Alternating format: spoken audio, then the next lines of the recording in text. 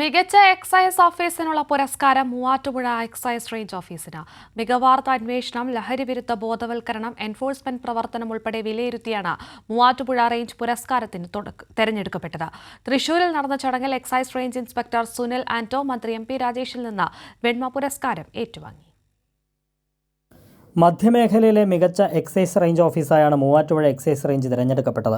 മികച്ച ഓഫീസ് പ്രവർത്തനം, മികവാർന്ന അന്വേഷണം, ലഹരിവിരുദ്ധ ബോധവൽക്കരണം, ഓഫീസ് പരിസര ശുചീകരണം, എൻഫോഴ്സ്മെന്റ് പ്രവർത്തനം, കോടതി നടപടികളിലെ വേഗം എന്നിവ വിലയിരുത്തിയാണ് പുരസ്കാരത്തിന് തെരഞ്ഞെടുത്തത്. തൃശൂർ എക്സൈസ് അക്കാദമിയിൽ നടന്ന ചടങ്ങിൽ മന്ത്രി എം പി രാജേഷിൽ നിന്നും excise range inspector Sunil Anto വെണ്മ പുരസ്കാരം ഏറ്റുവാങ്ങി.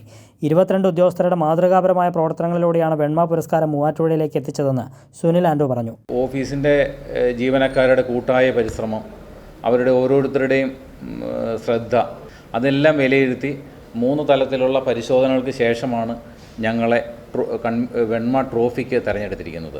110 അബ്കാരി കേസുകളും 45 മയക്കുമരുന്ന് കേസുകളുമാണ് കഴിഞ്ഞ വർഷം മൂവാറ്റുപുഴ എക്സൈസ് റേഞ്ച് ഓഫീസിൽ റിപ്പോർട്ട് ചെയ്തത്.